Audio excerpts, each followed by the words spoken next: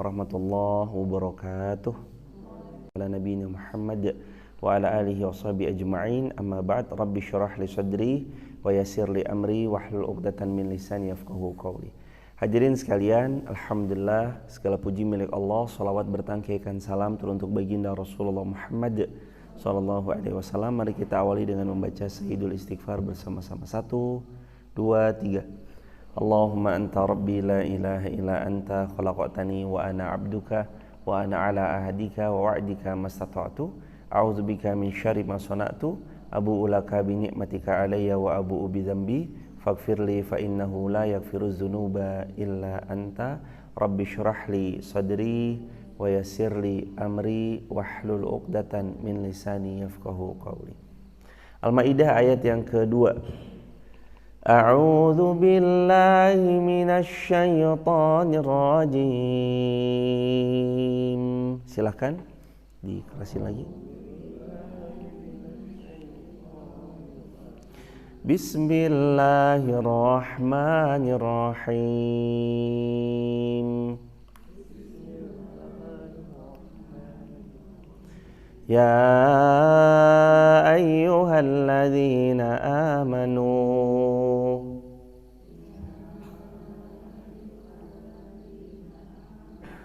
la tuhillu sya'airallah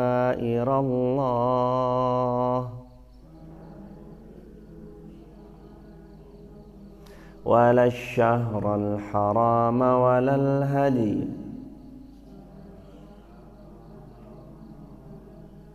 walal qalaida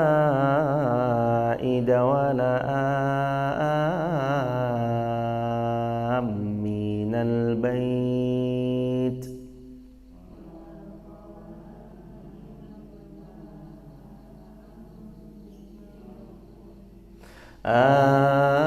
aminal baital haram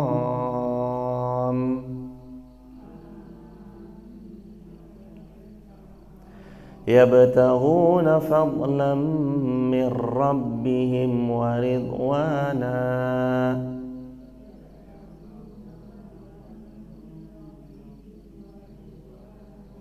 wa idza halaltum fastadu wa la yajrimannakum shana'anu qawm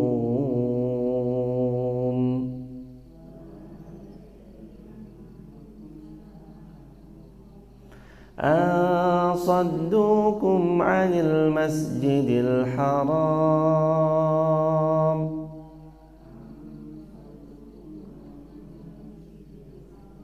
an ta'tadu wa ta'awanu 'alal birri wat taqwa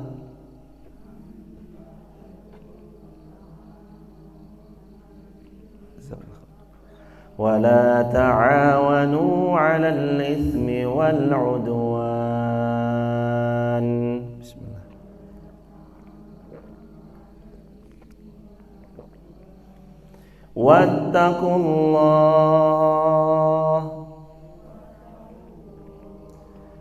Wattaqullaha innallaha syadidul iqab.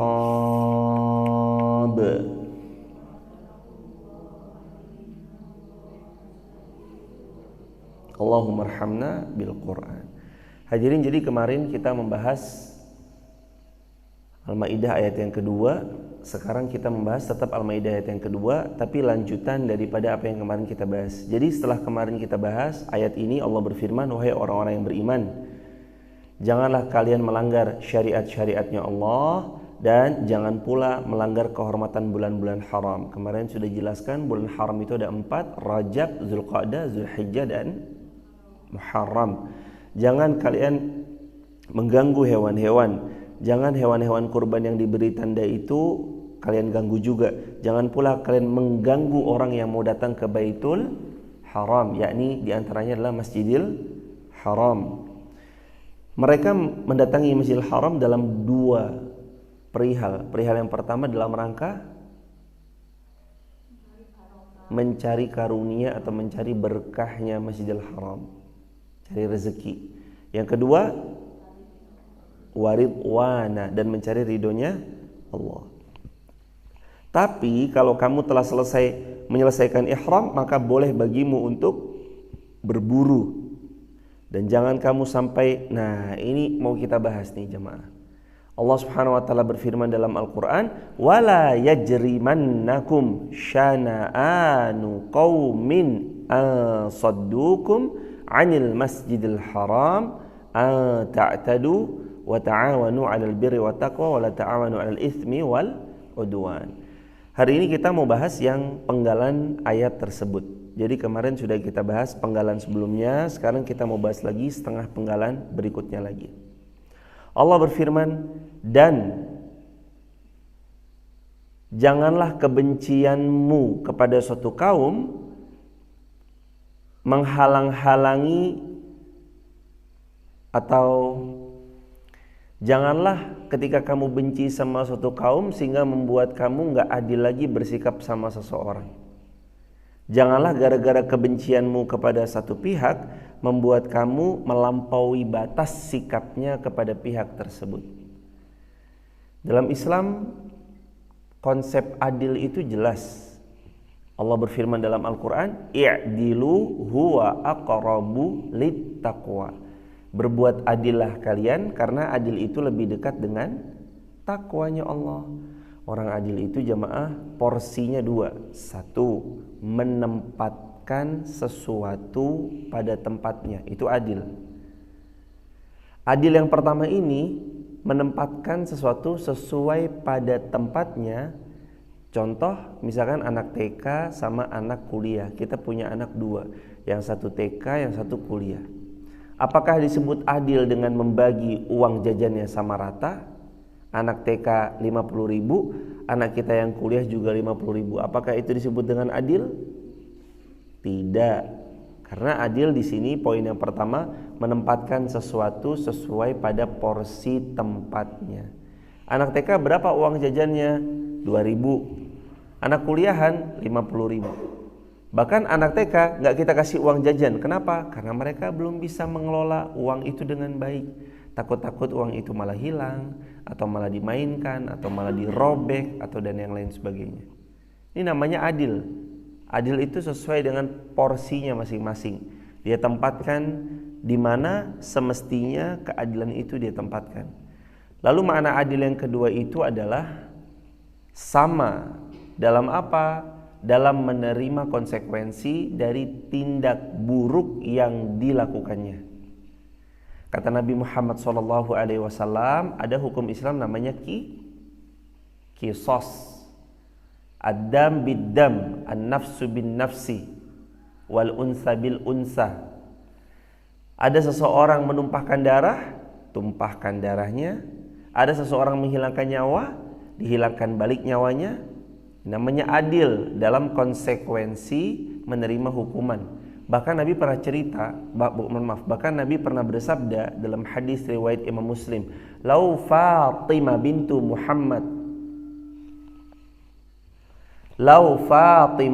Muhammad sarakat," kalaulah Fatimah putriku tercinta mencuri, laqata'tu yadah, aku sendiri Rasulullah yang akan memotong tangannya Fatimah bintu Muhammad sallallahu alaihi wasallam radhiyallahu anha.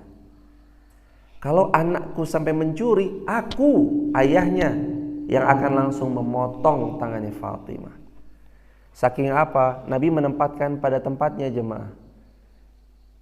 Nggak ada ceritanya ketika anak kita yang berbuat salah kita lindungi. Anaknya orang lain berbuat salah kita habisi, nggak ada. Islam itu mengenal keadilan bahkan kepada siapapun, sekalipun anaknya khalifah. Waktu anaknya Sayyidina Umar bin Abdul Aziz kepalanya bocor, pecah, dia nangis datang kepada ayahnya. Ayahnya khalifah, pemimpin tertinggi. Kalau hari ini ya presiden. Ayahnya pemimpin tertinggi, diadu oleh anaknya. Anaknya mengadu kepada ayahnya, "Wahai ayah, kepalaku bocor, ayah, kepalaku bocor." Ayahnya cuma nanya, "Wahai anakku, siapa yang membuat kepalamu berdarah ini?" "Temanku wahai ayah." "Panggil temanmu, bawa ke sini." temannya datang bersama orang tuanya.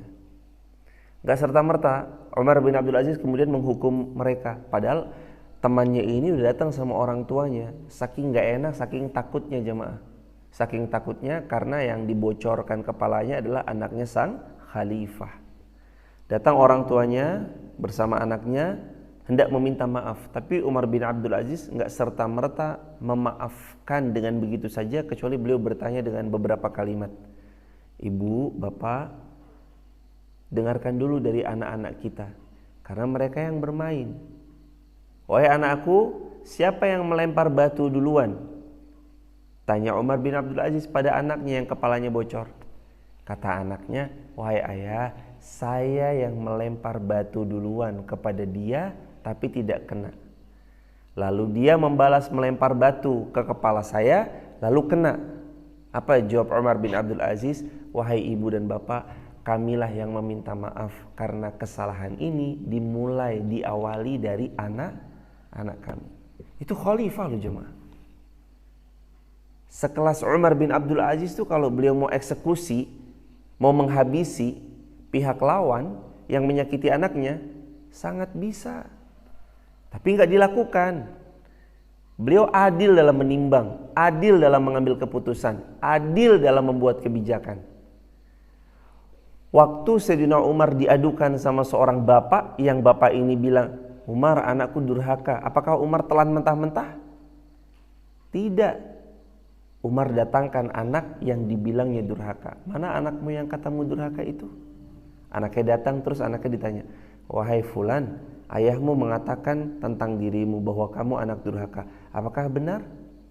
Tanya Sayyidina Umar bin Khattab radhiyallahu anhu. Anak ini kemudian jawab, wahai Sayyidina Umar, sesungguhnya orang tuaku tidak pernah mengajariku sholat, tidak pernah mengajariku Quran, tidak pernah mengajariku agama, tidak mengenalkan aku dengan hadis, dan ia memilihkan ibu yang buruk untuk diriku. Apa kata Sayyidina Umar bin Khattab?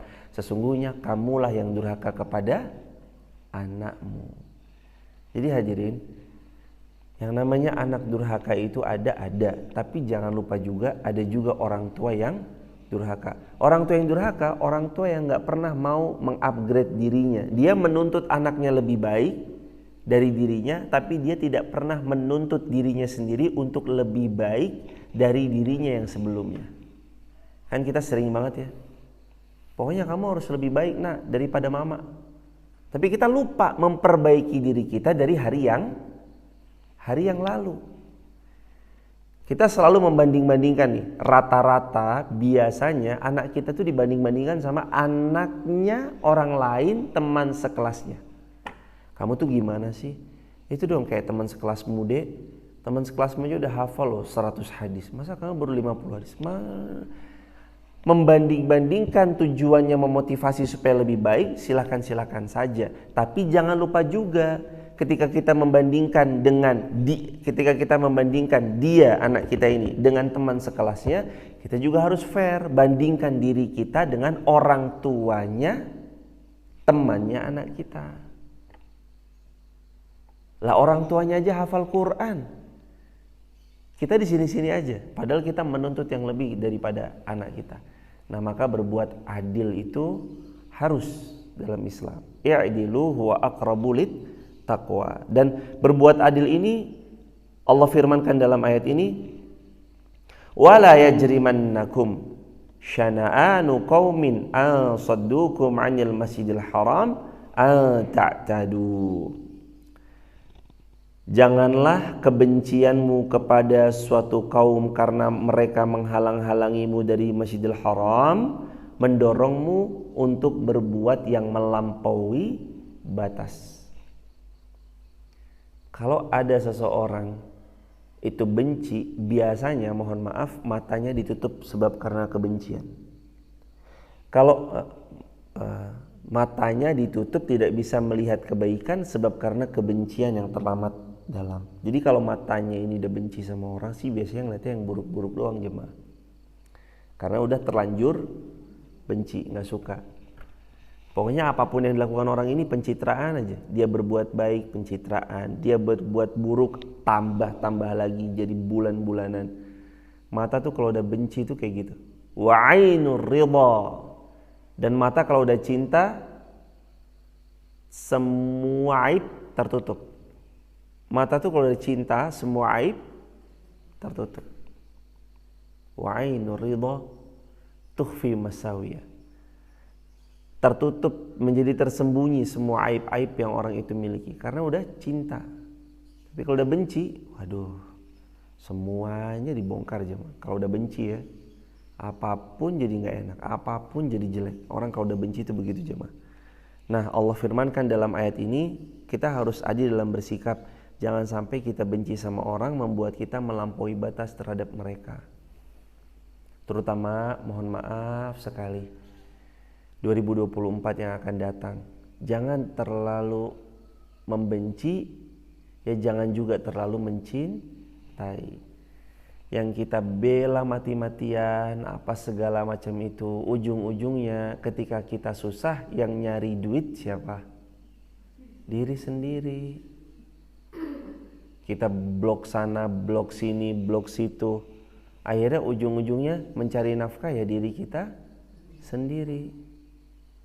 Dan hadirin jamaah yang dirahmati Allah, hindari yang namanya mencaci, memaki. Kita berdoa aja semoga Allah memberi kepada negara tercinta Indonesia, diberi pemimpin yang dekat dengan Allah, yang memuliakan seluruh rakyatnya, pemimpin yang senantiasa taat, tunduk dan patuh kepada syariat-syariat Allah. Kita doakan yang terbaik. Jangan jadikan tahun-tahun ini nih, jelang-jelang 2024 nih menjadi tahun-tahun yang kita melampaui batas dalam ucapan, dalam lisan, dalam komentar. Jangan jemaah. Karena pada akhirnya toh pun kita harus sadar bahwa negeri kita tercinta adalah tanggung jawab kita sendiri juga. Gak bisa kita melimpahkan, ya kamu kan kepalanya, ya kamu doang harus tanggung jawab. Ya kita juga sih tanggung jawab jemaah. Saya baru tahu tuh ilmunya adalah ketika istri saya tuh beres-beres jemaah. Alhamdulillah ada yang membersamai. Semoga Allah memuliakan beliau. Rewang beres-beres. Ada beberapa rewang yang membersamai di rumah tuh beliau beres-beres. Tapi istri saya, Umi Arin tuh dia beres-beres juga. Sampai satu ketika saya nanya, kenapa Mi kok beres-beres? Padahal udah ada rewang. Alhamdulillah rewangnya lebih dari satu. Kenapa kok masih beres-beres? Padahal udah ada rewang kok. Kadang pas rewangnya tiga-tiganya datang. Kenapa masih beres-beres? Jawab beliau, ya karena ini rumah kita. Makanya diberesin. Dari situ akhirnya kebayang jemaah, negara Indonesia ini tempat tinggal kita. Jadi kalau kita benar-benar mencintai negeri ini, yang harus memperbaiki itu bukan cuma dari presidennya, wakil presidennya, tapi yang ikut terlibat memperbaiki adalah diri kita juga ikut terlibat. Kalau kita saking cintanya sama Indonesia, kan orang kalau saking cintanya sama tempat tinggalnya, biasanya kan beliau akan begitu ya jemaah, beres-beres. Rewang udah beres-beres. Tapi ya namanya gimana sih? Orang cinta sama kediamannya, sama tempat tinggalnya, itu pasti ya beres-beres juga. Sama, kita tinggal di Indonesia, kita ingin jemaah Indonesia baik, yang mau gak mau yang ikut bebenah siapa? Kita. Yang ikut beres-beres siapa? Kita. Gak bisa kita bilang, itu dong. Ya kita juga terlibat di sini jemaah.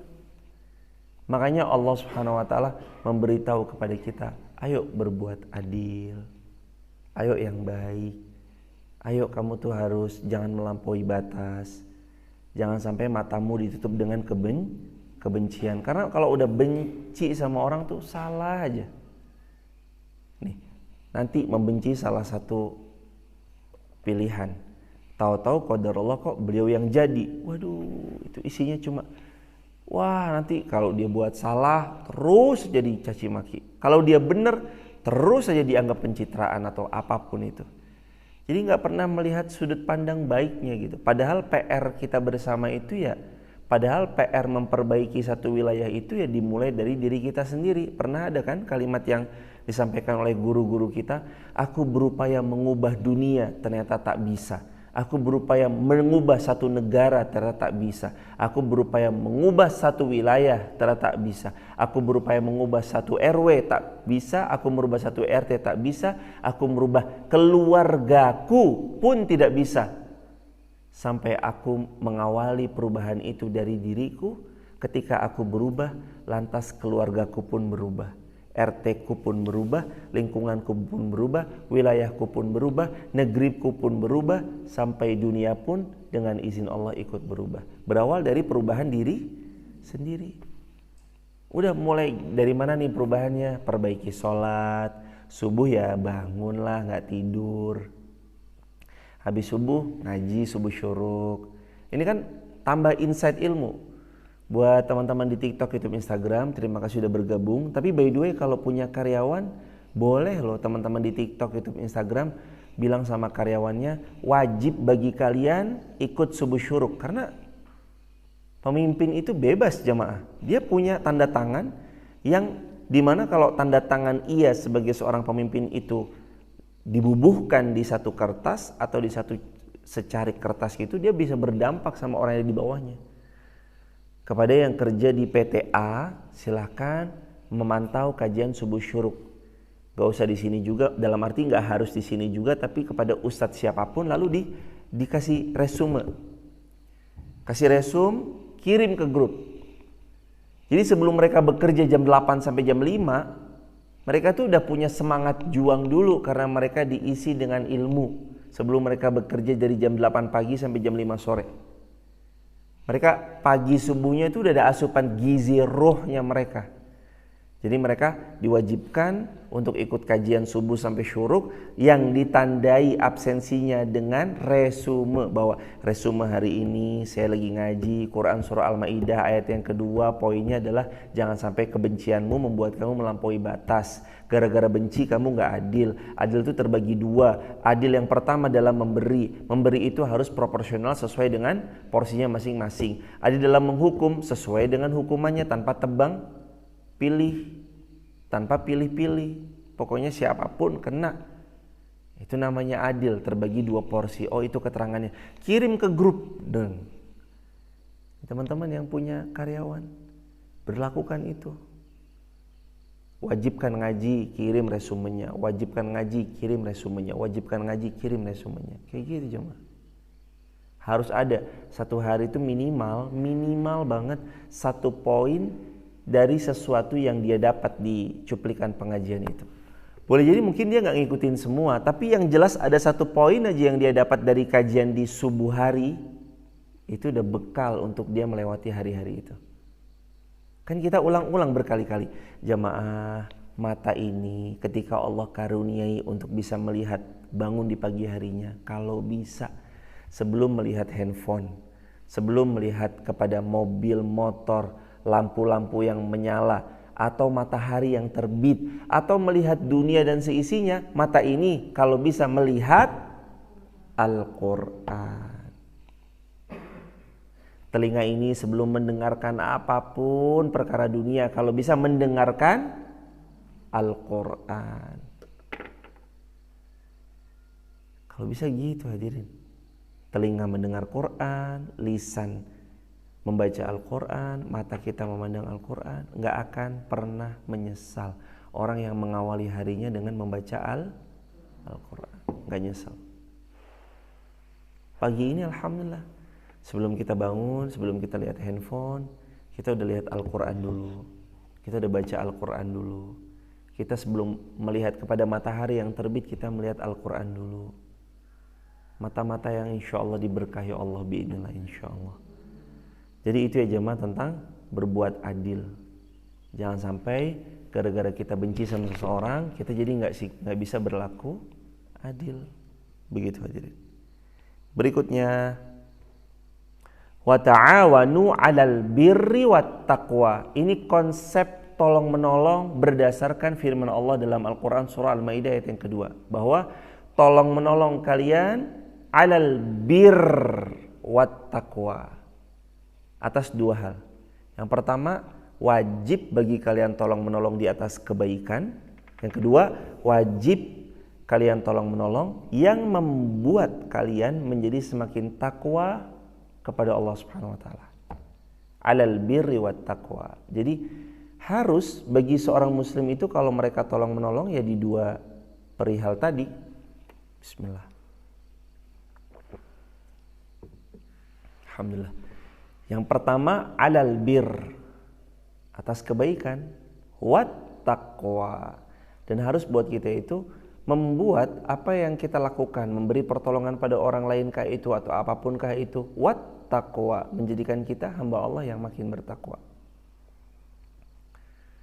Gak ada ceritanya tolong menolong alal wala ta'awanu, dan jangan kalian tolong menolong alal ismi wal udwan, di dalam berbuat ism dosa, wal udwan dan pembangkangan terhadap Allah dan Rasulnya sallallahu alaihi wasallam. Hadirin tahu Rasulullah sallallahu alaihi wasallam orang yang paling suka menolong. Bahkan dikatakan dalam satu riwayat, angin berhembus yang kalian rasakan cepat datangnya dan banyak sekali kualitas angin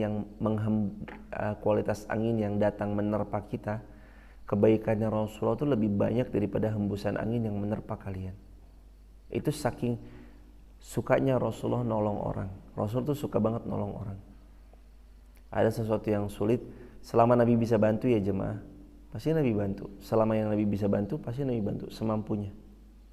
Nabi Muhammad SAW ketika beliau membantu, ya beliau nggak minta dapat feedback balik dari orang yang beliau bantu, enggak.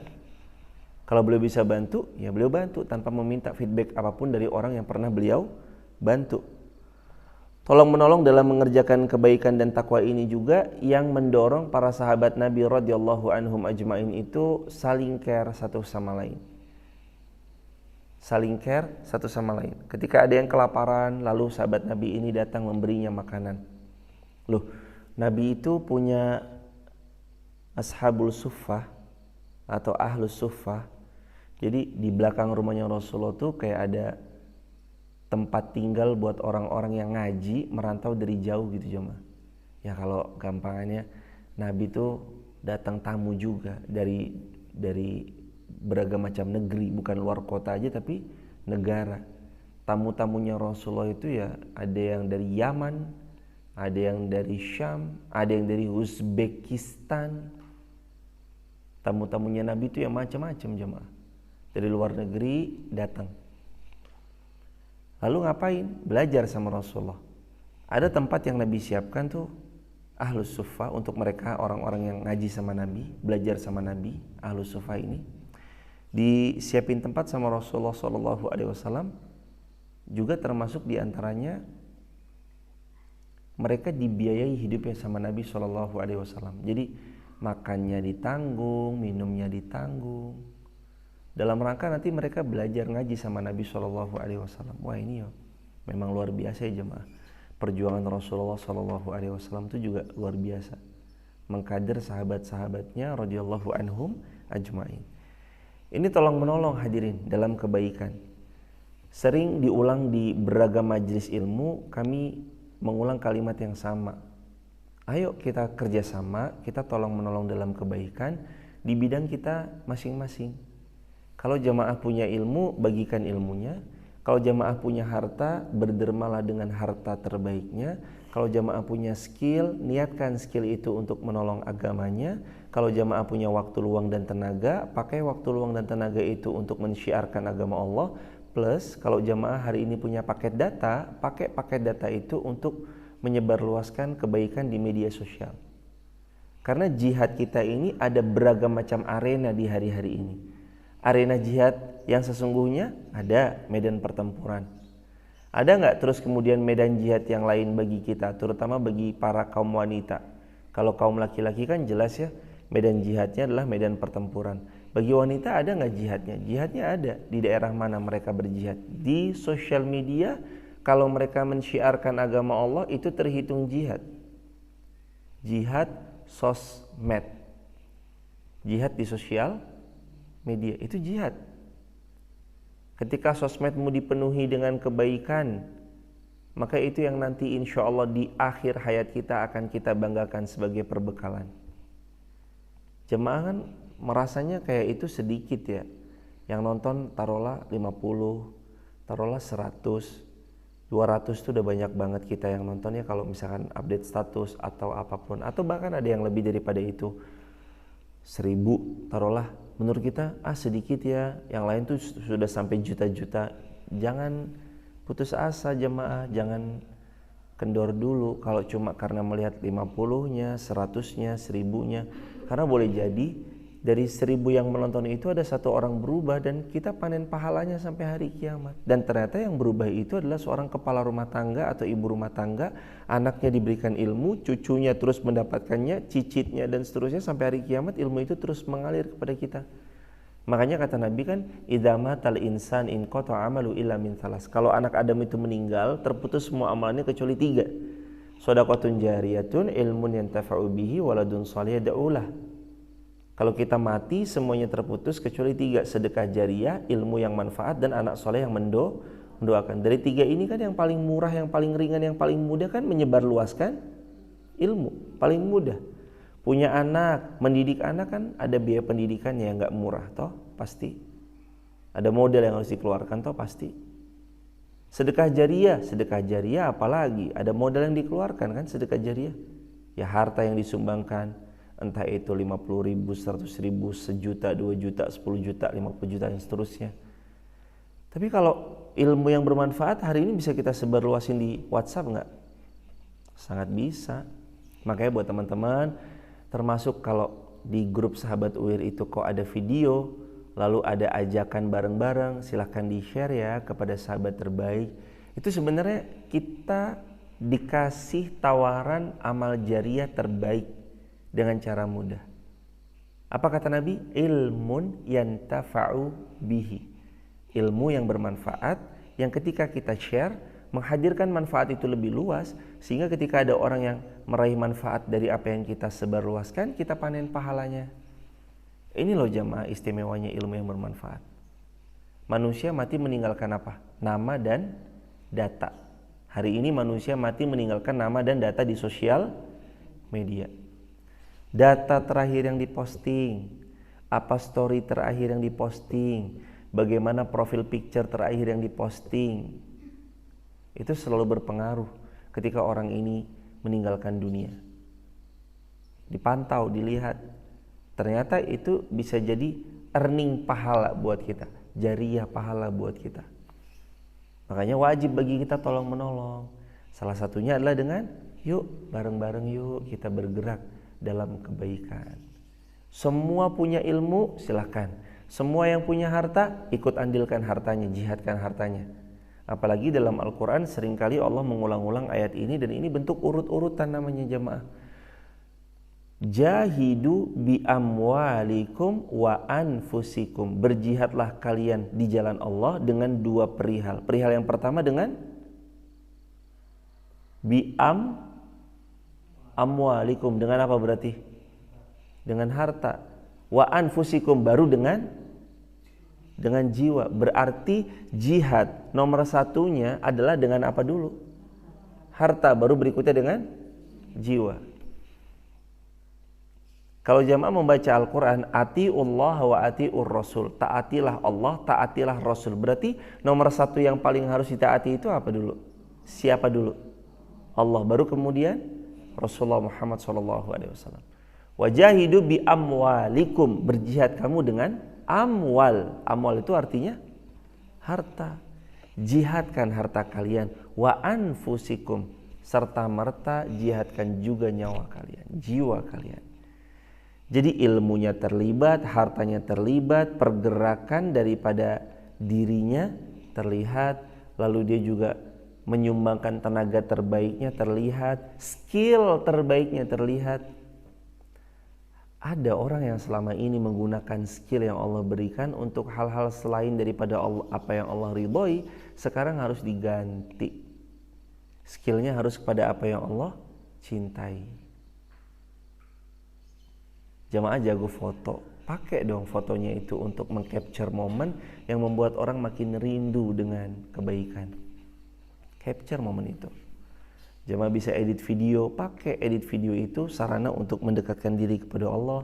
Ya Allah, dengan saya mengedit video ini semoga lebih banyak orang yang datang ke rumahmu, ke masjidmu, ke kajian-kajian dan seterusnya.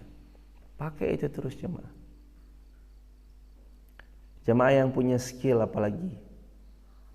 Gak salah kok kalau jemaah punya skill desain. Lalu saya mau gimana ya ini biar ada penghijauan nih, yang hijau bagus nih, saya mau beginikan ya. Oke. Skill desain, arsitek atau apapun profesi, dokter. Ini besok nih acara 28, alhamdulillah kita dibersamai oleh dokter dari Kudus, semoga Allah memulakan beliau. Jadi ada atas pertolongan Allah ada jamaah kita yang sering membersamai dalam online. Beliau seorang dokter dan beliau punya klinik, beliau punya banyak usahanya, dan besok tanggal 28 beliau dan timnya beliau mewakafkan energinya, waktunya, skillnya, dan semua karyawannya juga dibawa insya Allah ke sini untuk membersamai event besok tanggal 28 acara kajiannya. Kita besok tanggal 28 ada ngaji sama Kodeni Slim sama Dr. Emi sama Ustadz Faisal Wahidina, kita ngaji bareng. Besok juga ada periksa kesehatan gratis dan semua yang terkait tentang kesehatan semuanya akan difasilitasi oleh jamaah dari Kudus, Dr. Fariza namanya beliau. Semoga Allah memuliakan beliau dan keluarga beliau. Beliau akan datang dan beliau mewakafkan. Nah, itu termasuk tuh jemaah. Anda seorang apa? Dokter. Anda wakafkan skill kedokteran Anda untuk menolong agama Allah. Anda seorang usahawan. Dengan hartanya Anda berjihad. Anda seorang pemimpin, dengan tanda tangannya Anda berjihad. Sebagai seorang pemimpin kan tanda tangan yang dibubuhkan di secari kertas itu sangat powerful. Alhamdulillah ada tempat parkir yang sudah di ACC. Nanti kita parkirnya di 3 tempat, SMK 2 Wonolelo, lapangan yang di bawah ini di bawah sama di SMP 4 Seribit. Itu yang akan dijadikan lahan parkir. Insya Allah besok kalau yang insya Allah terdaftar sudah 1000-an lebih, jadi kemungkinan besar yang tidak daftar on the spot bisa 1500 lebih. Makanya untuk antisipasi, kan wajib daftar tuh jemaah, ada linknya kan. Insya Allah sudah 1200-an, kalau mungkin ditambah sama yang on spot mungkin bisa 1500-an lebih. Nanti makanya parkirnya juga perlu dipersiapkan. Kayaknya mungkin bisa di atas itu dugaannya, tapi Allahu a'lam bishawab. Semoga Allah memudahkan dan semoga semua Allah berikan yang terbaik, dan semoga semua Allah luruskan niatnya kita semua untuk sama-sama menimba ilmu, belajar bareng-bareng. Kembali dalam bahasan, intinya ayo tolong menolong dalam kebaikan. Dalam Islam itu jangan diem aja kalau melihat ada potensi kebaikan. Ambil, raih. Jamaah, kalau melihat potensi kebaikan, sebelum kebaikan itu diselesaikan sama orang lain, jadikan diri kita yang punya saham dalam kebaikan itu. Ada bangun masjid, mumpung masjidnya belum selesai dibangun, ikut andil, masukin saham kita berapapun rupiahnya, berapapun nominalnya, entah 2000, entah 1000, entah 500 perak, masukin aja. Bismillah ya Allah, saya ikut andil nih ya Allah. Sebelum selesai, ntar kalau udah selesai, ya udah selesai gitu jemaah. Walaupun tetap ada aja mungkin listrik, mungkin pump, PDAM dan segala macamnya. Tapi kan kita eman-eman kalau kita sampai nggak punya saham dalam kebaikan itu, kan kita yang eman-eman. Kalau nggak dengan harta, dengan tenaga. Nggak dengan tenaga, dengan ilmu. Nggak dengan ilmu, dengan skill. Dengan profesi apapun yang kita bisa, maka itu selalu bisa untuk menolong agama Allah. Coba jemaah, profesi apa yang nggak ada? Pembalap bisa nggak nolong agama Allah? Bisa. Kalau dulu saya balapan main kebut-kebutan, sekarang saya juga siap mendedikasikan skill balapan saya untuk antar jemput ustadz. Bisa kan? Pembalap nih. Saya preman, apa manfaatnya preman buat masjid? Loh, Preman buat masjid emang dikira nggak ada manfaatnya? Ada, bagian keamanan.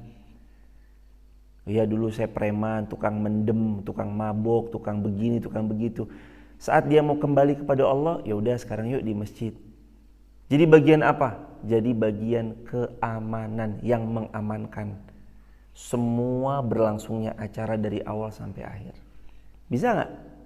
Bisa. Jadi semuanya itu sebenarnya ada perannya. Jadi jangan bilang peran dakwah itu cuma perannya kiai, ustadz, ulama, alim, tokoh atau tokoh masyarakat. Bukan. Peran dakwah itu peran serta kita semua pihak itu terlibat di dalamnya. Yang membangun bangunan perannya Pak Tukang yang membangun bangunan ini sehingga terlihat tampak nyaman dihuni. Lalu dari tingginya aja ini merupakan ukuran gimana nanti sirkulasi udaranya. Karena ini ngefek loh jemaah. Tinggi 5 meter kayak gini, udara kan enak kita hirup. Rame pun tetap enak kita hirup. Asalkan pintu terbuka. Turun aja 3 meter, berasa panasnya jemaah. Berasa pengapnya jemaah. Siapa yang membuat ini? Arsitek. Eksekutornya siapa? Para tukang. Itu namanya wa ta'awanu 'alal birri wat taqwa. Saling tolong menolong di dalam kebaikan dan ketakwaan. Yang namanya baik dan takwa itu harus dibuat gimana caranya saling kerjasama, tolong menolong. Wala ta'awanu 'alal ismi wal udwan. Jangan tolong menolong di dalam keburukan, dosa dan kemaksiatan kepada Allah dan Rasulnya. Jangan tolong menolong dalam bab itu jemaah. Saya mau nolong kamu deh. Dalam perkara apa? Dalam perkara riba. Wis tak tolong pokoknya. Saya siapkan ini yang namanya SK kerjaan saya untuk nolong jenengan. Tolong dong pinjem SK-nya. Buat apa? Buat pinjem yang bau-baunya riba. Jangan dipinjemin, gak usah dipinjemin jemaah. Untuk dalam hal kalau kita tahu dia mau berbuat maksiat, jangan ditolong, tapi malah kalau bisa hentikan. Apalagi kita tahu beliau bermaksiat, maka jangan ditolong kecuali dihentikan. Karena sejatinya perbuatan maksiat itu ada konsepnya dalam Islam. Namanya amar ma'ruf nahi munkar. Amar ma'rufnya merintahin pada yang baik, nahi munkarnya adalah mencegah dari perbuatan yang munkar. Wa ta'awanu 'alal birri wat taqwa wa la ta'awanu 'alal ismi wal udwan. Saling tolong menolong dalam kebaikan dan ketakwaan, jangan tolong menolong dalam berbuat dosa dan pembangkangan atau permusuhan. Bismillah. Alhamdulillah. Wattaqullah. Lalu Allah berfirman, dan bertakwalah kepada Allah. Innallaha syadidul iqab. Karena Allah itu sangat keras siksanya. Setelah Allah, jadi pagi ini kita dapat beberapa poin ya. Poin yang pertama, jangan sampai kebencianmu membuatmu nanti melampaui batas.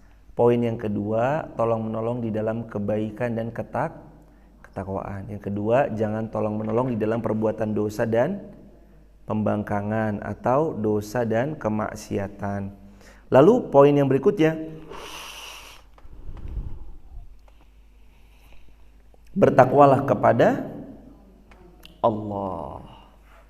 Jangan kalian tolong menolong dalam dosa dan permusuhan, dan bertakwalah kalian kepada Allah. Karena Allah Subhanahu wa taala sangat berat siksanya bagi mereka yang tolong menolong di dalam bermaksiat. Jemaah misalkan nolong ya. Nolong dalam kebaikan, insya Allah Allah hadirkan juga kebaikan. Tapi kalau jemaah saling tolong menolong dalam keburukan, kalau misalkan ada seorang pengguna narkoba, saling tolong menolong mereka berlima misalkan, satu temannya tertangkap, lalu temannya ini diinterogasi,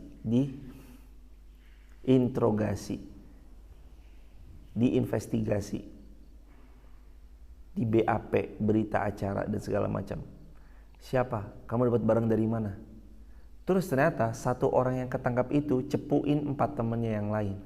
Sehingga 4 temannya ini terungkap identitasnya siapa, ditangkap lagi sama badan yang berwajib. Akhirnya mereka berlima ketangkep. Mereka kumpul di penjara. Kira-kira mereka saling ngapain tuh? Hah? Saling berantem, menyalahkan. Bahkan bisa gelut bunuh-bunuhan tuh dalam penjara. Wah, dasar kamu cepu. Jangan bawa-bawa nama saya lah. Dasar kamu begini. Oh, bisa tonjok-tonjokan tuh dalam penjara tuh. Gara-gara tolong-menolong dalam keburukan. Yang korupsi. Begitu ketangkep, terus dia ngerasa, wah, orang saya korupsi bersepuluh kok. Masa saya doang yang ketangkap, nggak terima lah. 9-nya ada dilaporkan juga. 9 ditangkap. Begitu ketemu, ngapain mereka? Saling, ketemu di sini ya. Begitu. Nggak mungkin. Pasti mereka ribut jamaah.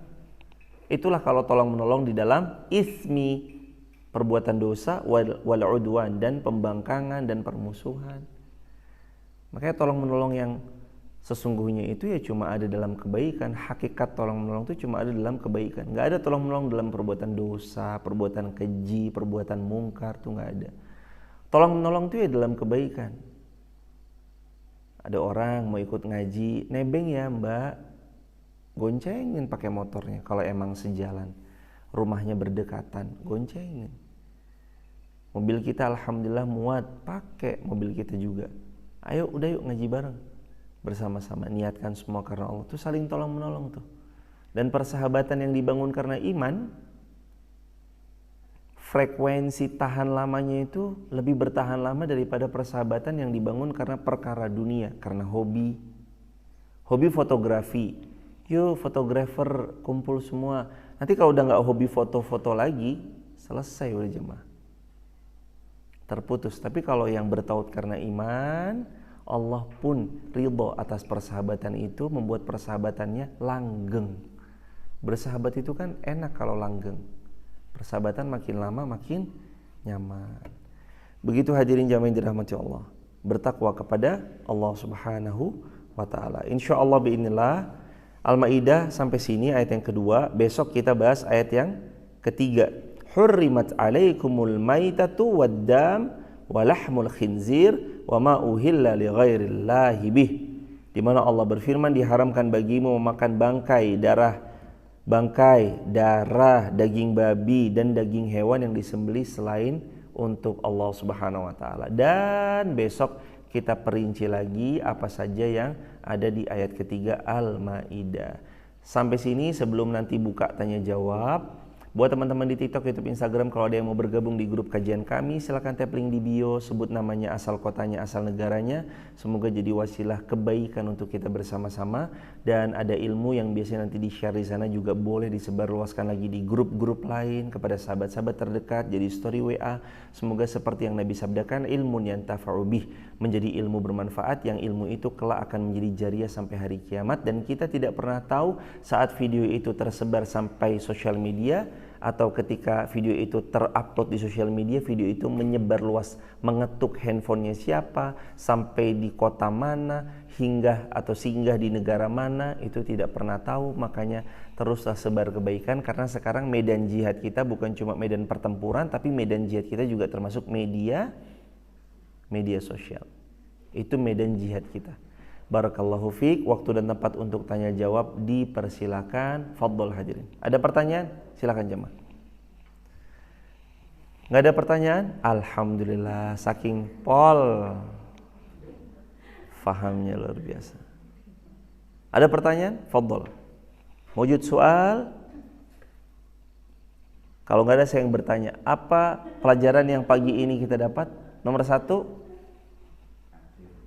adil. Jangan sampai kebencian kita membuat kita melampaui batas. Yang kedua, tolong menolong itu harus atas kebaikan dan ketakwaan. Dan yang kedua, jangan tolong menolong di atas dosa dan keburukan dan permusuhan atau pembangkangan.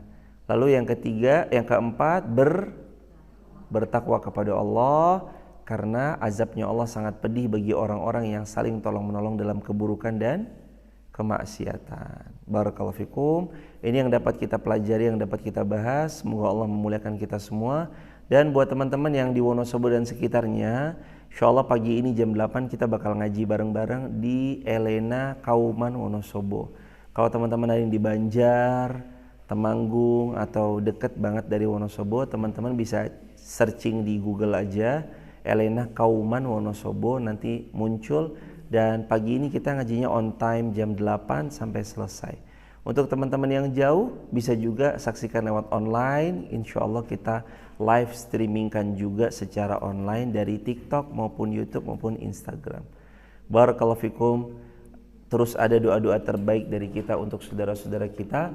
Semoga Allah menolong saudara kita di Palestina, Suriah, Jordania, Syria, Libanon dan semua tempat di mana kaum muslimin sedang berikhtiar mempertahankan agama mereka, harta mereka, kehormatan mereka, tanah air mereka, dan semoga Allah Subhanahu wa taala mengkaruniai kemenangan dan kemuliaan Islam di tangan mereka, di tangan kita, anak cucu kita, di tangan orang-orang kaum muslimin, dan Allah Subhanahu wa taala jadikan setiap perjuangan itu diganjar oleh Allah dengan syurga firdausnya Allah tanpa hisab, dan semoga semua dibalas oleh Allah dengan diringankan daripada beban kehidupan kita dan dimudahkan segala urusan kita, dan Allah mudahkan kita masuk surga lewat jalur terbaik, jalur VVIP, karena Nabi bersabda talabul ilm, kata Nabi bersabda wa man salaka tariqan yaltamisu fihi ilman sahalallahu lahu bihi tariqan ilal jannah. Siapa yang dia melangkahkan kakinya untuk menuntut ilmu, Allah mudahkan jalannya masuk surganya Allah. Ya Allah, istiqomahkan kami semua, wafatkan kami semua kelak wafatnya mati syahid, wafatnya di tanah suci Mekah Madinah, wafatkan kami semua wafat husnul khatimah. Rabbana atina fid dunya hasanah wa fil akhirati hasanah wa qina adzabannar. Sallallahu ala khairil khalqi Muhammad sallallahu alaihi wasallam wa ala alihi washabihi ajmain. Alhamdulillahi rabbil alamin. Kita akhiri dengan hamdalah. Alhamdulillahi rabbil alamin. Kafaratul majlis. Subhanakallahumma bihamdika asyhadu an la ilaha illa anta nastaghfiruka wa natubu ilaik. Assalamualaikum warahmatullahi wabarakatuh. Buat teman-teman yang mau bergabung di grup WhatsApp kajian kami, silakan tap link di bio ya, sebut namanya, asal kotanya, asal negaranya. Dan buat teman-teman juga yang mau mendapatkan informasi seputaran masjid dan segala macamnya, insya Allah teman-teman juga bisa tap link di bio. Di situ ada langsung nomornya kalau mau wakaf untuk masjid, Mahat Ali Tahfizul Quran, SD penghafal Quran, untuk dan segala bentuk macam-macamnya terkait program Masjid Muhammad Al-Fatih. Teman-teman bisa cek di www.uir.co.id. Situ ada linknya untuk ke wakaf masjid. Barakallahu fikum. www.uir.co.id. Barakallahu fikum.